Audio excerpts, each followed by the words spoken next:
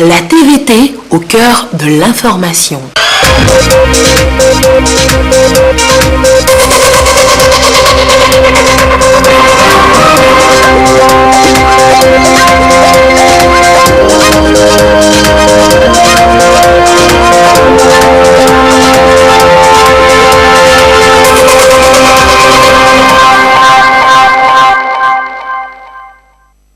Bonsoir à tous et bienvenue au sommaire de cette édition. Les décisions et recommandations issues de la 17e session du Conseil des ministres de l'Organisation de coopération régionale d'Afrique de l'Ouest à Lomé. Les 5 pays membres se donnent les moyens pour une institution forte. Lucassi, dans un instant, nous fera le point. Au sommaire également, le gouvernement togolais et ses ambitions pour un taux de couverture électrique national de 75% d'ici 2025. Une volonté qui se manifeste déjà avec le lancement d'une ligne de transport de 161 kV à partir de Kara. Le projet et toute la composante qui y va avec tout de suite dans ce journal. Enfin, une pensée pour les personnes handicapées qui se battent malgré leur état physique. Dans cette édition, nous allons vous faire découvrir un journaliste sportif à la télévision togolaise qui, malgré son état, fait du métier une passion. J'ai nommé Aflima Kwete Johnson. Voilà pour le sommaire. Bienvenue aux 20h.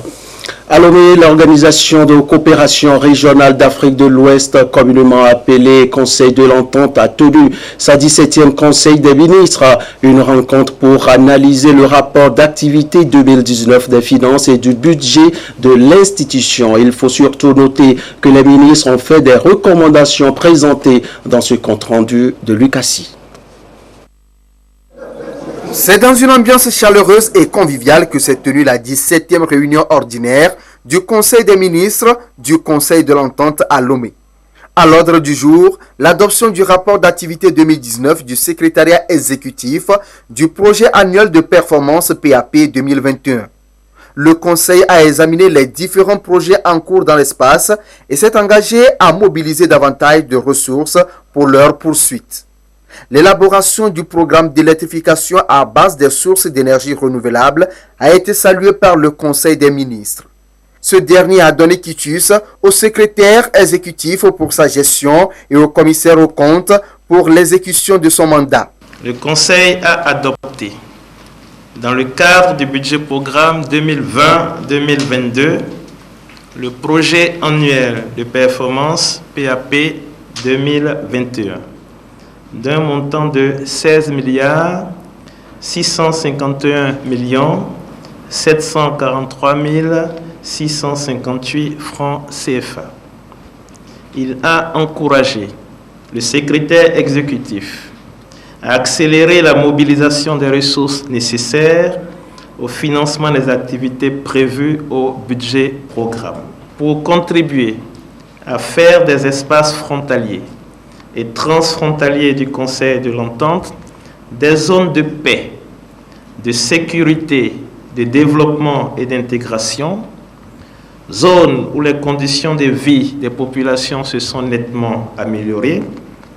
Le Conseil a adopté le programme de gestion intégrée des espaces frontaliers et transfrontaliers du Conseil de l'Entente, dont le budget estimatif se chiffre à 12 milliards de francs CFA sur 5 ans, c'est-à-dire de 2021 à 2025. Le Conseil des ministres a pris connaissance du rapport 2020 de l'indice Ibrahim de la gouvernance en Afrique et a noté avec satisfaction que l'Afrique de l'Ouest occupe la 2e place au niveau continental avec un score de 53,1 sur 100. Il s'est félicité du score des États membres de l'espace Entente qui est de 52,88 sur 100.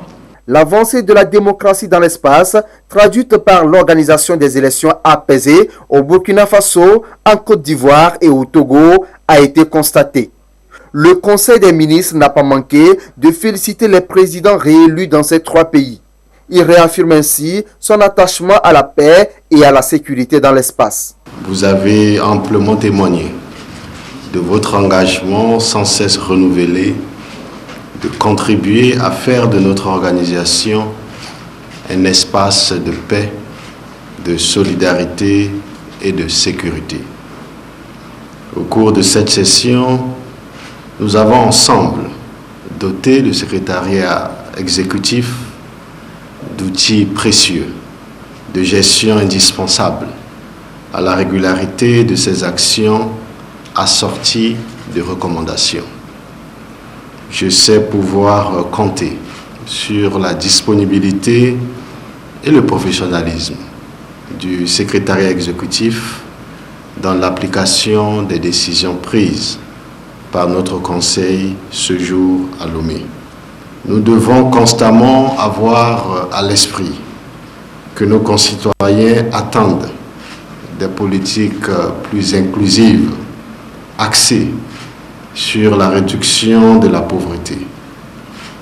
Aussi, toutes nos organisations d'intégration sont-elles perçues selon leur capacité à conduire des projets qui améliorent le quotidien de nos populations.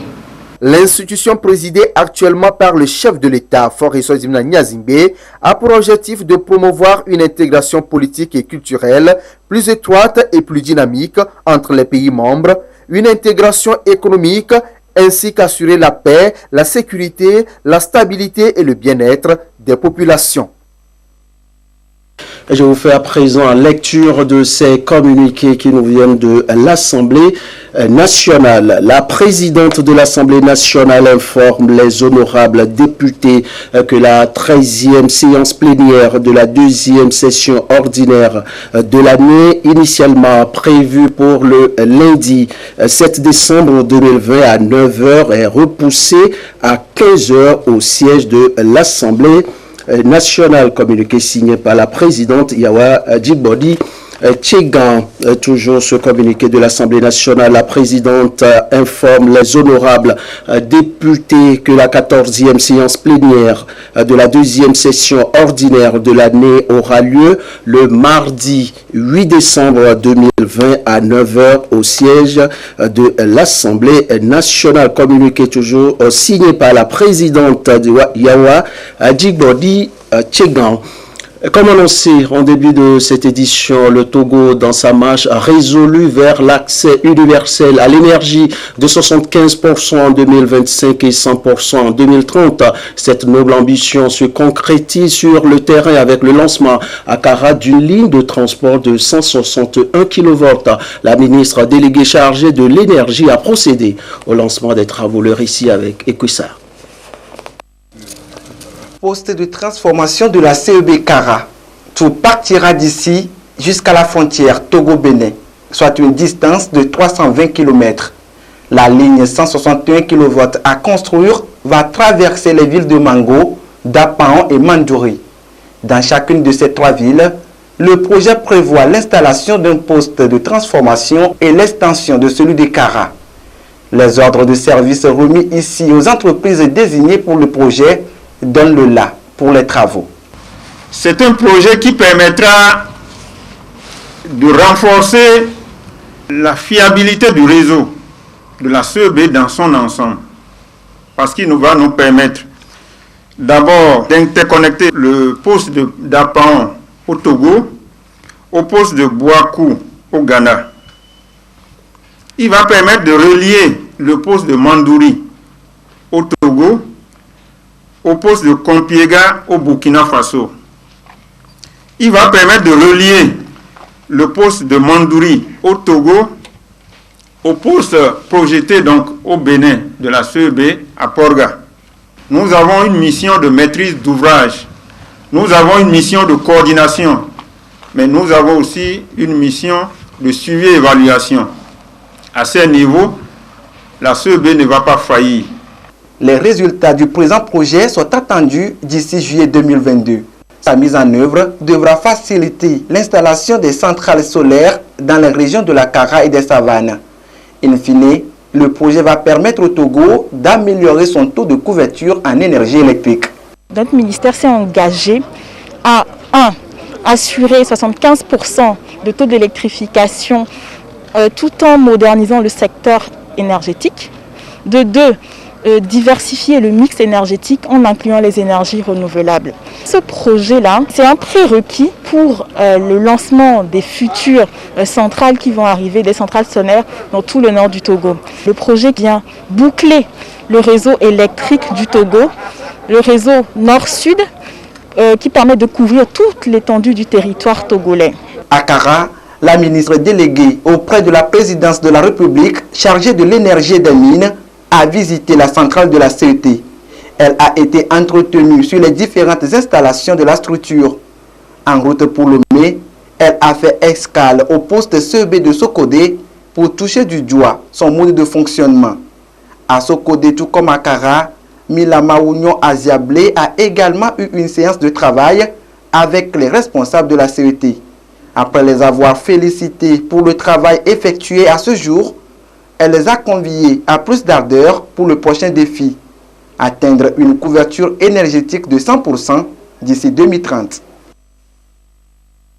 La suite de cette édition avec ce manuel de procédure agroécologique que nous allons découvrir ensemble. Initié par le service chrétien d'appui à l'animation rurale, le document servira de guide pour produire autrement et avoir de bons rendements agricoles. Le manuel et toute sa composante avec Clarissa Ticlé.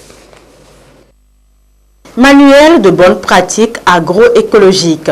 Cet ouvrage de 174 pages est destiné au monde agricole afin d'aider les producteurs, paysans et fermiers à produire autrement mais avec de bons rendements.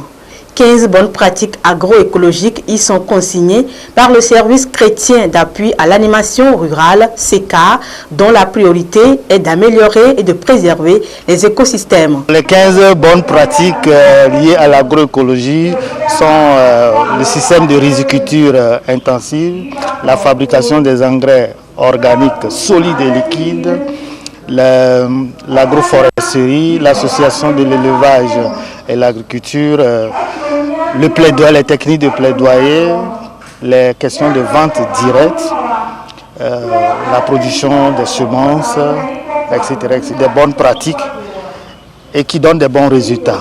Et donc à un moment donné, nous nous sommes dit, si on laisse tous ces éléments-là qui ne sont pas contenus dans un document, qui ne sont pas consignés dans un document, tout ce savoir va s'évaporer.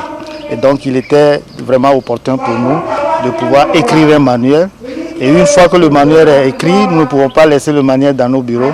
Nous devons porter ce manuel à la connaissance du public qui s'intéresse à la discipline de l'agroécologie. Il s'agit surtout pour le SECAR d'amener les producteurs agricoles non plus à dominer la terre par l'usage excessif des pesticides, mais plutôt à avoir une relation de coopération et de collaboration avec elle en utilisant les engrais organiques. La façon dont on continue par faire l'agriculture de façon conventionnelle, en utilisant de façon excessive les produits chimiques, les intrants chimiques, nous conduit directement dans le mur. Et donc il était question de réfléchir, travailler avec l'agriculteur pour qu'on ait un changement de cap de l'agriculture. Et ce changement, nous croyons, nous pensons que ce n'est pas l'agroécologie. Les techniques de gestion de l'eau, de la biodiversité et des changements climatiques sont également relatées dans ce manuel que le SECAR invite les producteurs agricoles, les animateurs et formateurs en agriculture à s'en procurer. Ils peuvent également faire la commande sur agroécologie@secar.org. Alors que mettre aussi dans l'engagement citoyen pour le développement de nos localités, des jeunes après une formation sur le projet Agweshim se lancent aussi à leur tour pour faire de leur milieu un Eldorado. Yasmine Koudia et son équipe ont surpris ces jeunes en pleine activité et voici son reportage. 3 jours de formation pour cette première vague. Les jeunes d'Agweny V1, visiblement motivés, portent grand intérêt au projet Agweshim. Depuis mardi, nous sommes en train de suivre une formation sur des modules comme le leadership, l'entrepreneuriat, le projet, comment concevoir un modèle business. Ce concours va me permettre de m'engager plus pour le développement durable et aussi pour assainir notre environnement. Nanti désormais de notions et méthodes de travail bien reçues avec des idées précises 4 d'entre eux identifient déjà sur le terrain des endroits insalubres de leur commune. Ces endroits peu salubres feront objet de leur projet à soumettre. Comme vous voyez, c'est un nouveau dépotoir sauvage qui vient de s'installer. Et nous avons remarqué que c'est les populations riveraines qui ont l'habitude de jeter les ordures. Dans un premier temps, nous allons mettre de la propreté ici et ensuite les sensibiliser pour qu'ils arrêtent de jeter ou de salir leur endroit ou leur environnement dans lequel ils vivent. Donc concrètement, cette formation nous permet d'aller sur le terrain et d'agir pour le bien-être de l'environnement. Autre site déjà repéré ici sur la nationale numéro 1, juste en face du CMS à Guagnivé. L'étendue de la tâche est importante, mais nos jeunes restent déterminés. Suite à la formation que nous venons de recevoir durant les 3 jours, nous voulons, jeunes d'Agoué, mettre en pratique le projet Agoué Chem. C'est nous, les jeunes, qui devons, nous allons nous organiser pour venir rendre belle, plus propre la ville, la commune d'Agoué pour que ça soit Chem. On le voit, le projet Agoué Chem, initié par Madame Memounatou Ibrahima, vice-présidente de l'Assemblée nationale, fait déjà des émules. Attendu désormais la transformation ici et là, dans les ruelles d'Agoué, espérez bientôt Chem. Agoué Chem. Nous allons nous y investir davantage.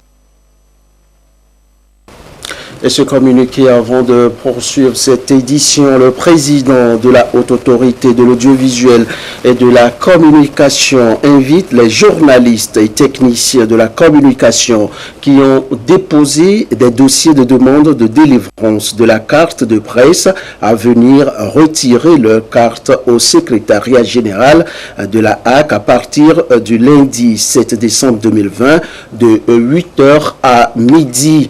À cet effet, il rappelle que la carte de presse délivrée par la HAC est le seul document d'identification professionnelle du journaliste ou technicien de la communication exigé pour la couverture des manifestations publiques et l'accès aux sources d'information communiquées signé par le président Peter Limani.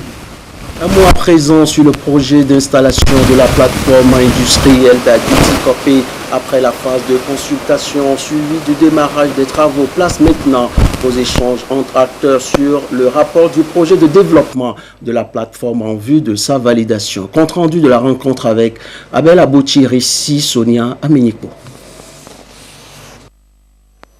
Les populations d'Aditi-Copé en atelier de validation du rapport du projet de développement de la plateforme industrielle d'Aditi-Copé PIA comptant pour la phase 1. L'atelier de validation de l'étude d'impact environnemental et social sur le projet plateforme industrielle d'Aditi-Copé consiste justement à soumettre le rapport aux participants afin que les participants puissent analyser les impacts positifs et négatifs et éventuellement proposer des solutions pour minimiser les impacts négatifs. Le projet PIA, une fois à terme, devra stimuler la transformation des produits locaux et favoriser l'exportation.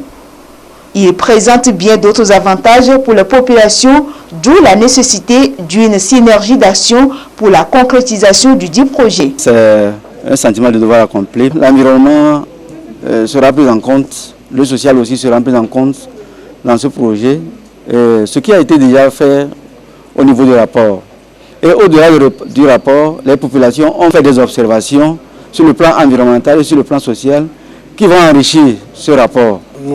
Nous avions travaillé d'une façon inclusive et participative avec les populations de la zone de la plateforme industrielle d'Aditi-Copé. Nous leur avons expliqué le projet et nous avions mis un accent particulier lors des consultations publiques sur la santé et la sécurité des riverains. Donc ces éléments ont été intégrés dans le rapport. La première phase des travaux sera livrée à partir de janvier 2021. 20h20 à Lomé, la suite de votre édition. À Dapan, les agents de douane revisitent les principes qu'impose la zone de libre-échange continentale africaine aux États membres. Une mise à niveau avant l'entrée en vigueur de cette disposition prévue pour le 21 janvier 2021. La rencontre a été initiée par le ministère en charge du commerce. Compte rendu, Tchazina Mbaga. Le ministère du Commerce, de l'Industrie et de la Consommation locale forme ici des agents des douanes et des commissionnaires en douane agréés de la région des Savanes sur les exigences qu'impose la zone de libre-échange continentale africaine ZLECAf.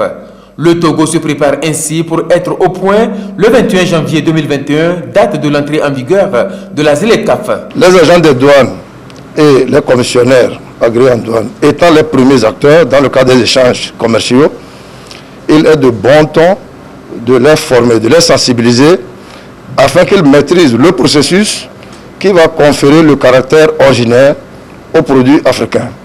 C'est-à-dire qu'ils pourront, à la fin de cette formation, faire une nette différence entre les produits qui vont bénéficier des préférences tarifaires et les produits qui ne doivent pas bénéficier de ces préférences-là. Les travaux vont porter sur la présentation de l'accord cadre de la ZLECAf, les règles d'origine et la facilitation des échanges.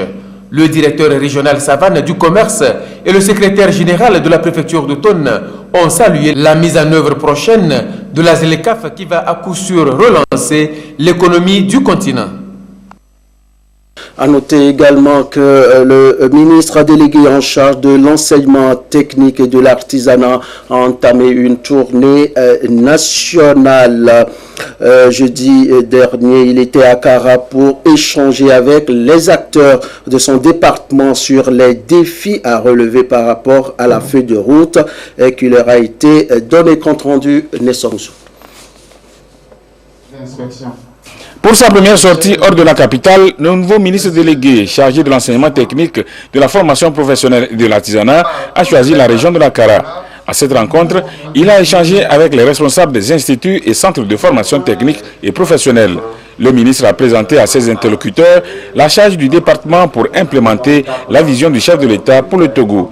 Dans sa feuille de route, le département de l'enseignement technique, de la formation professionnelle et de l'artisanat a deux grands projets. Le premier s'articule autour de l'augmentation des capacités d'accueil. Le deuxième est lié à l'amélioration de la qualité de l'enseignement et de l'apprentissage.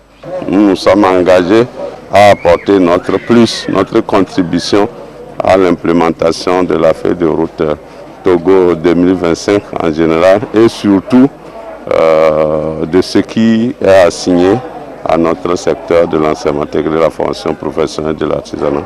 Nous partons réconfortés parce que nous les avons vus très motivés et nous sommes rassurés. Le travail ne sera pas facile, mais comptant sur la compétence des uns et des autres, nous pensons que nous pourrons le faire, a souligné le ministre Audin. Avant de quitter le centre régional de l'enseignement technique et de la formation professionnelle Kretefe Kara, où la rencontre s'est tenue, le ministre a visité certaines salles de classe et ateliers du dit centre. Enfin, une réponse aux soucis de publication sans brevet ni titre des résultats de recherche appliquée. Lomé a inauguré cet après-midi l'Institut national de la propriété intellectuelle, et de la technologie, une plateforme de recherche pour enseignants, étudiants, créateurs et opérateurs économiques. Augustin Kossi pour la séance inaugurale. Au cœur du quartier des hautes institutions du Togo, Lomé met au point un centre de recherche et d'innovation. Voici l'Institut national de la propriété industrielle et de la technologie, une infrastructure qui abrite désormais le centre de documentation en propriété intellectuelle de l'OAPI. C'est une structure de l'OAPI qui est l'organisation africaine pour la propriété intellectuelle. L'immeuble abrite des bureaux, essentiellement la bibliothèque, la salle informatique et à l'étage nous avons le bureau du DG. L'immeuble est implanté sur un terrain qui fait environ 900 mètres carrés. Les locaux ont été équipés. Une visite guidée des lieux, le temps au directeur général de l'OAPI de vérifier la conformité des infrastructures aux normes internationales. Un précieux outil pour justement susciter le développement économique à travers la promotion de l'innovation technologique, de la créativité et de l'exploitation des actifs de propriété intellectuelle. C'est l'information qui crée la valeur ajoutée et cette valeur ajoutée est disponible dans les brevets d'invention. C'est pour ça que l'Organisation africaine de la propriété intellectuelle construit dans les États membres un centre de documentation dans lequel les chercheurs, les inventeurs, les enseignants, les étudiants viendront chercher l'information pertinente. L'information dont vous avez besoin pour mener par exemple une activité industrielle ou une activité de recherche académique. Tout ce qui était attendu par l'OAPI a été mis en place et évidemment l'OAPI a équipé ce bâtiment en matériel de travail. Il aura fallu environ 5 ans pour la construction de cet institut. Coût de réalisation 500 millions de francs CFA pour le ministère du Commerce et de la Consommation locale. C'est une réponse à la divulgation sans brevet des créations et innovations ainsi qu'à la perte de temps et moyens pour des recherches déjà disponibles. La Commission nationale de lutte contre la prolifération, la circulation et le trafic illicite des armes légères et de petit calibre est en tournée de sensibilisation dans la région centrale. Après Sotoubois et Blita, elle a posé ses valises à Tchamba puis à Tchaoudjo. Le compte rendu avec Désiré Aloy.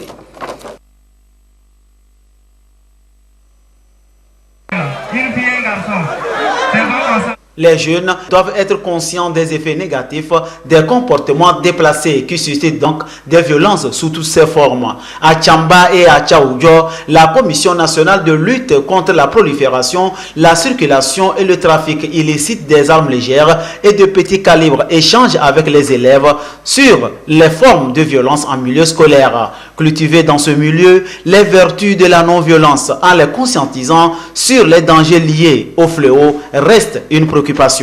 La Commission entend les préparer à être de véritables acteurs de paix et de développement durable du Togo de demain. L'objet, c'est donc de conscientiser les élèves pour la préservation de la paix. Vous savez que les élèves, c'est une frange de la société très vulnérable qu'on peut manipuler. Elle est très vite manipulable. Voilà pourquoi nous sommes là. L'avenir appartient à ces jeunes-là. On leur demande d'être solidaires. On leur demande l'entraide. Votre rôle, d'abord, c'est d'étudier. Donc, nous voulons attirer la confiance de ces élèves-là. Nous avons installé un club de paix pour régler un certain nombre de problèmes entre les élèves eux-mêmes. Ils sont le relais entre l'école et les parents. Sensibilisation couplée d'installation des clubs de paix et de sécurité. Des citoyens actifs appelés au quotidien à attirer l'attention de leurs camarades et de leurs parents sur les conflits, tout en leur conviant à la culture des vertus de paix et de vivre ensemble. Hors des couteaux, des fusils, il y a aussi qui est la diffamation. Et la diffamation entraîne entre les amis la rancune, les querelles, la mésentente. Ces conflits-là vont vers les parents, après les parents, les sociétés, les milieux, même les pays, les villages et autres. Entre nous jeunes, nous devons éviter ce comportement pour que nous travaillions en paix. La paix aussi, c'est le respect des gestes barrières contre la Covid-19 pour rompre avec le coronavirus. Objectif global visé, amener les élèves à renoncer aux violences sous toutes ses formes, afin de construire un avenir serein dans l'harmonie. L'autre thème de sensibilisation, le respect strict des mesures barrières, seul moyen efficace aujourd'hui pour se protéger du virus Covid-19. La lutte contre les violences armées, la Covid-19, des défis qui nous interpellent tous. Amen. La suite de cette édition, la chef du gouvernement a procédé hier au lancement du projet des pistes rurales. Quel est l'impact du projet sur l'économie des bénéficiaires? Suivez ce reportage. Nous devons poursuivre et accélérer le désenclavement de nos localités. Un projet spécifique d'extension, d'aménagement et de renforcement des pistes rurales permettant de construire 4000 km de pistes sera... Le 2 octobre 2020, cette déclaration sonnait comme un engagement devant l'hémicycle.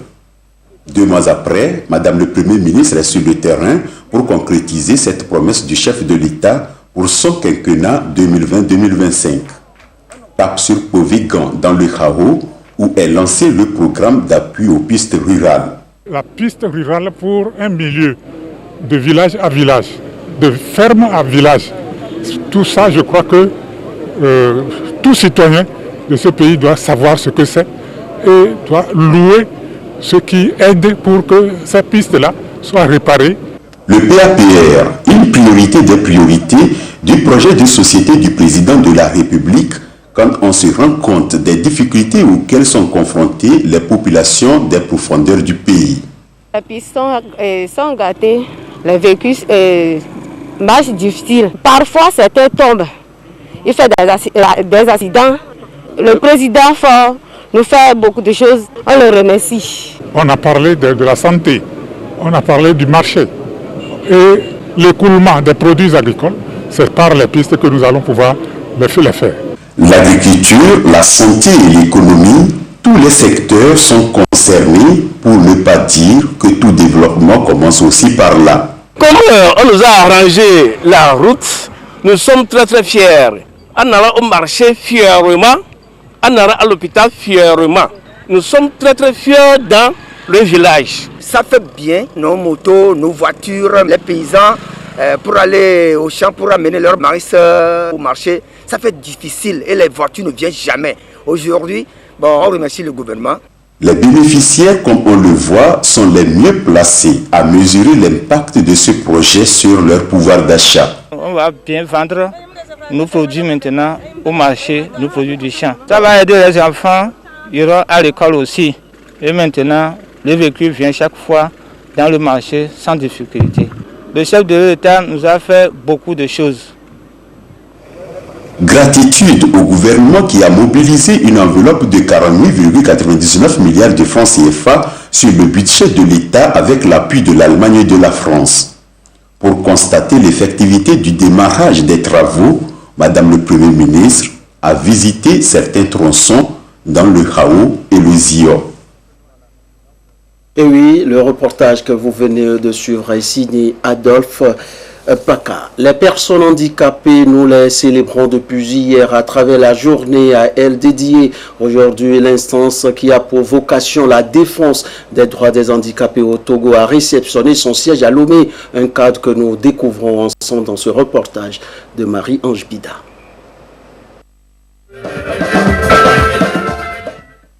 Des personnes handicapées visuelles au piano ou au micro, ou encore des personnes sourdes qui esquissent des pas de danse au son du tam-tam. Le temps est ainsi donné à la célébration des 30 ans d'existence de la Fédération togolaise des associations de personnes handicapées FETAF et l'inauguration de son siège social. Un bâtiment sorti de terre et qui couronne 30 ans d'activisme pour une inclusion sociale au Togo. Le chemin n'a pas été facile. Les premiers responsables ont fait des rêves sur comment engager la FETAF véritablement sur la voie de son autonomie. Et dans ce rêve, il était question que la FETAF puisse disposer d'une maison de personnes handicapées au Togo.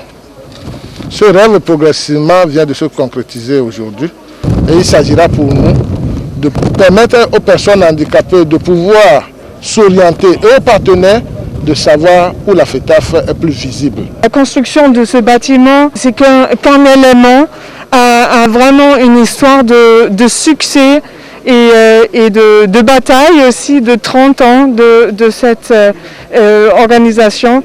Et c'est aussi l'occasion pour moi de féliciter tous et toutes pour les acquis qui ont été faits pendant cette période, aussi bien à l'État togolais et aussi pour la FETAF. Le ministère de l'Action sociale fait éloge à 30 ans de péripéties, mais aussi de perspectives. Il rend hommage aux pionniers de la lutte pour une reconnaissance des personnes handicapées et appelle à les soutenir à tout point de vue. Des prix ont dans la foulée été décernés aux personnalités et institutions qui ont marqué de leur empreinte la vie de la fédération. La coupure du ruban symbolique et la visite des locaux ont été les autres temps forts de ce double événement célébré dans le sillage de la Journée internationale des personnes handicapées commémorée le 3 décembre.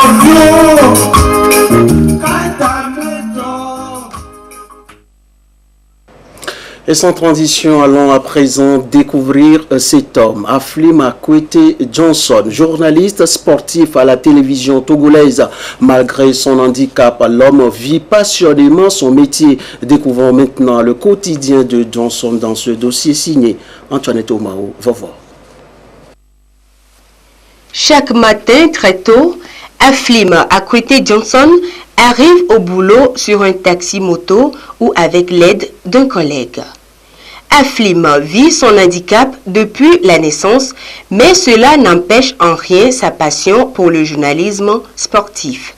Une passion qu'il a nourrie depuis son bas âge, ce qui l'amena après sa formation en journalisme à la division des sports de la télévision togolaise depuis 2014.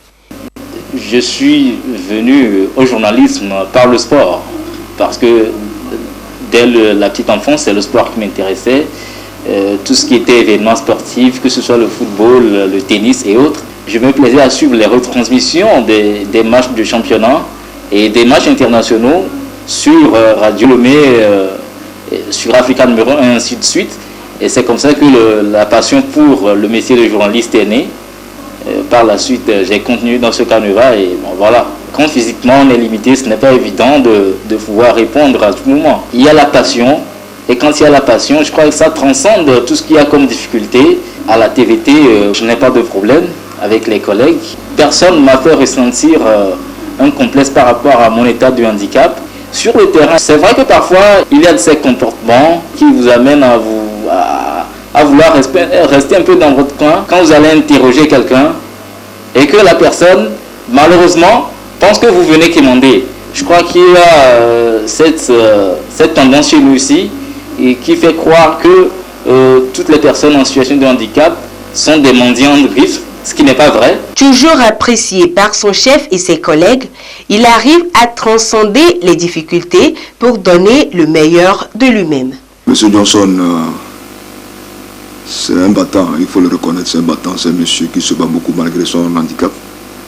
D'abord, il a cette volonté de travailler, quoi. Malgré son handicap, c'est quelqu'un qui aime le sport. Quand il travaille, il le fait avec fierté, une certaine aisance.